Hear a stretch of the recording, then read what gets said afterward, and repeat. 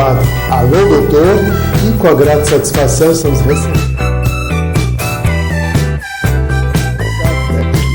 as mulheres, principalmente, elas prestigiam muito.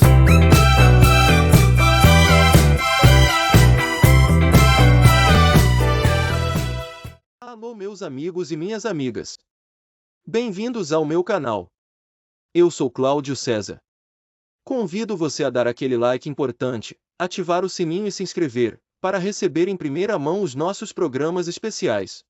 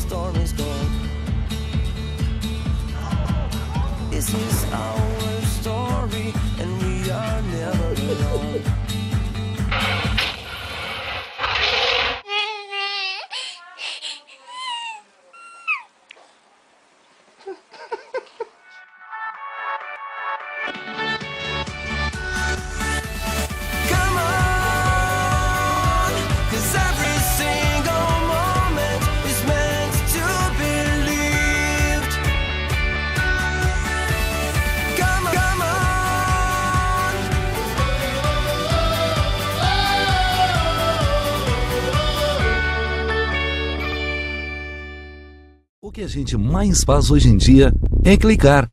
Pena que o destino da maioria desses cliques é esse, o desperdício. Você sabia que apenas um clique pode ajudar a combater a fome no nosso estado? É só acessar cliquealimentos.com.br e dar um rumo mais digno aos seus cliques. A mesa de quem tem fome.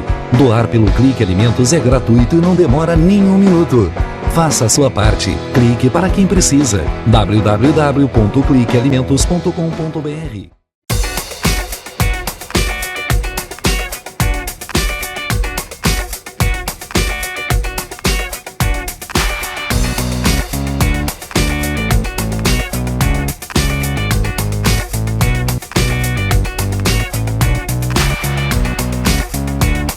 Estamos de volta no quadro Alô Doutor, hoje recebendo com a grata satisfação a doutora Bianca Sperco, ela que já esteve conosco aqui, tratando de assuntos importantíssimos sobre a voz.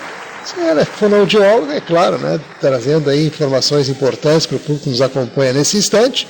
Inclusive, vamos começar a nossa conversa aqui, justamente trazendo aquelas informações básicas para o pessoal que se preocupa muito com um problema de essência, no caso, que é a gagueira. De que maneira trabalhar tudo isso? Tudo bom, Bianca? Tudo bem.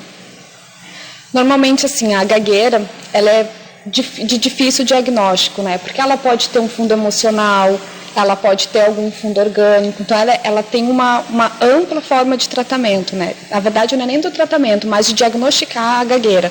Porque normalmente ela acomete meninos. As crianças da escola começam a brincar com ela, gaguinho, e às vezes nem é a gagueira, né? Então a gente tem que cuidar muito. Como realizar esse diagnóstico, como fazer esse parecer fonoaudiológico, porque às vezes não é só apenas o fonoaudiólogo que trata a gagueira, às vezes o psicólogo também pode entrar no tratamento conjunto com o fonoaudiólogo. Doutora Bianca, realmente são situações que se deve ter um cuidado todo especial. E por falar nessa questão, né, de atenção especial, eu gostaria que tu desse algumas dicas nesse sentido, porque tu colocasse algumas situações, mas existem outras aí no dia a dia, né, principalmente no convívio nas escolas, onde a criançada, por vezes, até, não por malícia, mas por estar lá brincando, aquela coisa toda, e aquilo acaba criando algum tipo de sequela também para a pessoa que é acometida desse problema de gagueira. Então, eu gostaria, assim, que tu desse algumas dicas nesse sentido e informasse para o pessoal de que modo a pessoa pode se prevenir desse tipo de situação. Ok, então assim, Meu filho está com entre 3 anos e meio, e eu percebo que ele tem uma dificuldade muito grande para iniciar as palavras. Fica e depois sai a frase. A gente tem que cuidar justamente por isso, porque pode ser confundido com a disfluência. Normalmente a gagueira ela acontece em meio e final de palavras, né? Normalmente com sons k, g. Então isso na escola a professora ela já começa a observar isso, né? Se a professora ela vê os alunos, observa que aquele aluno, por exemplo, tem uma dificuldade de iniciar um diálogo, ele tem uma dificuldade de começar a conversar com seus colegas, ou começa a ficar retraído demais, se esconde, a professora pergunta, não quer resposta, então pode se confundir com uma criança que é tímida. Então a gente tem que ter bastante cuidado com essa questão do professor prestar atenção no âmbito escolar, né? Porque normalmente quem convive com a criança no âmbito escolar é o professor. E melhor que o professor para olhar isso e observar, não existe, né? Que possa fazer um encaminhamento para fonoaudiólogo, para psicóloga.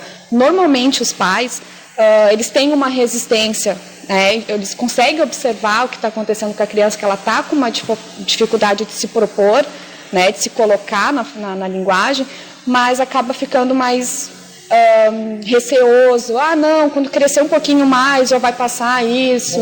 Então a gente tem que ver que o professor, ele é um gancho do tratamento fonoaudiológico, é ele que vai fazer o encaminhamento normalmente, né?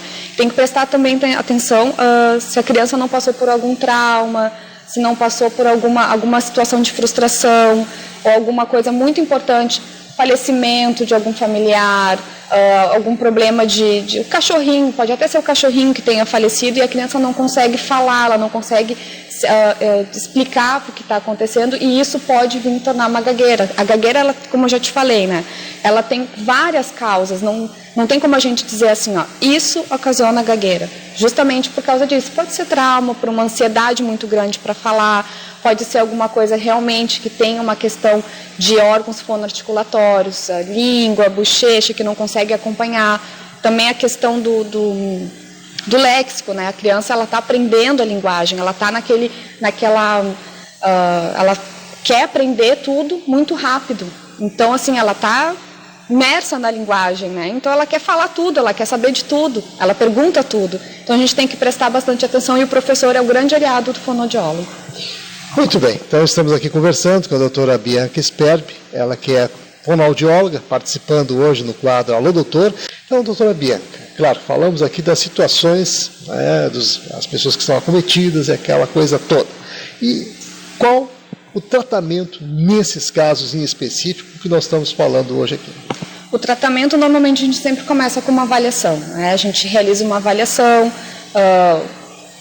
através de gravações, né? A gente entra com a criança no consultório, grava a sessão, vê como é que está, aonde que está acontecendo de início essa disfluência, né? Porque gaguejar, todo mundo gagueja normalmente, né? A gente está nervoso ou passa por situações que a gente não é normal, a gente gagueja. Então a gente tem que prestar atenção aonde que está acontecendo essa gagueira na criança. Através, claro que tem várias teorias que embasam o diagnóstico, o parecer fonoaudiológico. Normalmente o que eu utilizo como teoria, como concepção teórica, é da teoria da enunciação.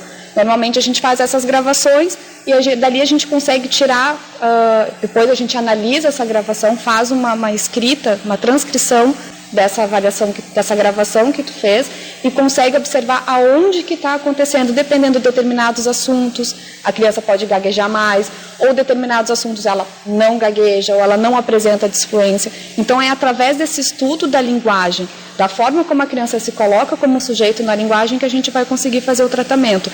Claro que também tem um tratamento técnico, né? É da questão dos órgãos fonoarticulatórios, de exercícios que tu pode realizar para ajudar, tu pode trabalhar o ritmo, pode trabalhar a velocidade, tudo com uma questão muito lúdica quando é criança, né? Porque a gente tem que ter esse cuidado com a criança, e cada sujeito é cada um, né? Então a gente tem que cuidar que cada criança, ela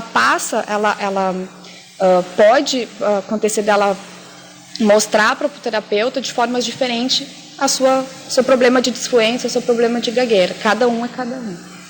Tá certo. Então, realmente, né, trazendo informações sobre a gagueira, né, quem é cometido desse problema, tem cura, tem como trabalhar tudo isso, quer dizer, tem tratamento, Existe toda essa possibilidade e a doutora Bianca hoje nos traz essas informações. E agora vamos falar de uma outra coisa muito importante, que a fonoaudióloga realmente trabalha diuturnamente nesse sentido, que é o cuidado com a voz. Eu gostaria que desse algumas informações nesse aspecto, até para o pessoal que está ligado com a gente, profissionais da área, enfim, o uso em geral, como melhor utilizar a voz. Então, a voz, às vezes a gente fala assim, eu tenho que escovar meus dentes todos os dias, tenho que tomar banho todos os dias, né? E a voz é a mesma coisa. Justamente uma pessoa que trabalha com a voz, a profissional da voz, ela tem que cuidar da voz da mesma forma que ela cuida da saúde dela. Imagina uma pessoa que trabalha, um repórter, acordar rouco, porque fez um abuso vocal na noite passada ou no dia anterior. Como é que ele vai chegar para trabalhar rouco? Fica ruim para a pessoa que está ouvindo. A pessoa que ouve, a pessoa está rouca, o repórter está rouco, por que não colocou outro no lugar? Né? Então, assim, os cuidados que a gente pode ter com a voz é a questão do cuidado do abuso vocal. O que é o abuso vocal? Não fazer competição sonora, de repente está com muito barulho no lugar e eu ficar gritando, competir com os outros. Tem muita gente falando eu ficar competindo para ser ouvida. Outras coisas que a gente pode perceber também, competir com o ar-condicionado, ficar no ar-condicionado que resseca muito o trato vocal, aí consequentemente vai fazer um abuso vocal, tomar bastante água, que é uma coisa que é bem interessante, assim, que até é uma forma de terapia que a gente chama de hidroterapia. Pessoas que não ingerem muita água tendem a ter mais rouquidão, tendem a ter mais falha na voz, né? Então a gente tem que cuidar. O que a gente pode fazer é comer uma maçã, que ela tem um poder adstringente, ela limpa o trato vocal, ela faz, no momento que tu mastiga, que tu morde a maçã, já fazer exercícios musculatórios de músculos orofaciais, de bochecha, de língua, com a dentição também, a forma como tu faz a mastigação. Então isso já está aquecendo e já está limpando as pregas vocais. Outra coisa que é interessante fazer é não comer comidas pastosas antes de falar. Ou de repente vai fazer uma palestra, tu vai apresentar uma banca, vai apresentar um programa. Eu tenho que cuidar para não tomar leite, porque ele deixa a saliva mais grossa, chocolate, leite com Nescau, iogurte, queijo, porque ele deixa a saliva mais grossa e consequentemente me dificulta para que eu fale e a minha voz e a minha fala saiam fluentes. Muito bem. Então, doutora Bianca, trazendo informações, dicas importantes, né? Claro, utilização da voz, eu acho que realmente cuidar dela, né, e preservar é uma maneira de se manter saudável, inclusive. Eu gostaria de aproveitar os minutos finais, dentro dos tópicos que levantamos aqui hoje, os cuidados com a voz, com relação à questão da gagueira, eu gostaria que deixasse a tua mensagem final. Então, assim, gostaria de falar assim, em relação à gagueira, que os professores prestassem bastante atenção nos seus alunos. Observar algum problema de disfluência, problema de comunicação com os outros colegas, aquela criança tímida que se esconde ou que briga demais com os outros colegas. Além da gagueira, também observar trocas enquanto a criança fala, né? Depois que a gente fazer uma questão mais preventiva, porque o professor é o maior aliado do fonoaudiólogo. Né? O professor ele consegue ajudar, ele observa a dificuldade na criança e encaminha. Então, peço aos professores que se alinhem aos fonoaudiólogos, aos psicólogos, aos psicopedagogos, para que ajude a gente a tratar essas crianças que precisam da ajuda desses profissionais. Aí, dicas da doutora Bianca, a quem agradecemos muito pela participação.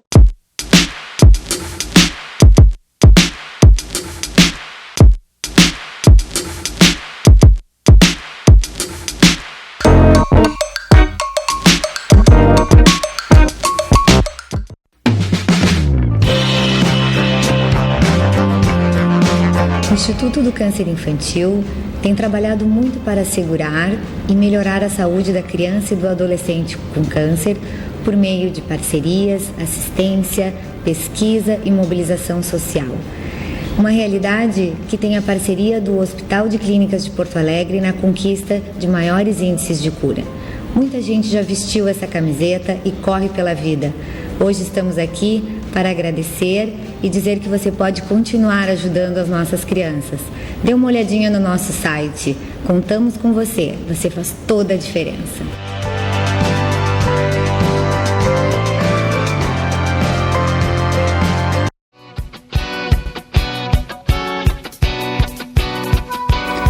ARAD, Associação Rio-Grandense de Apoio ao Diabético, tem como missão educar em diabetes, pois acreditamos que é preciso conhecer para controlar. Por isso, se o diabetes de alguma forma tocou você, venha nos procurar.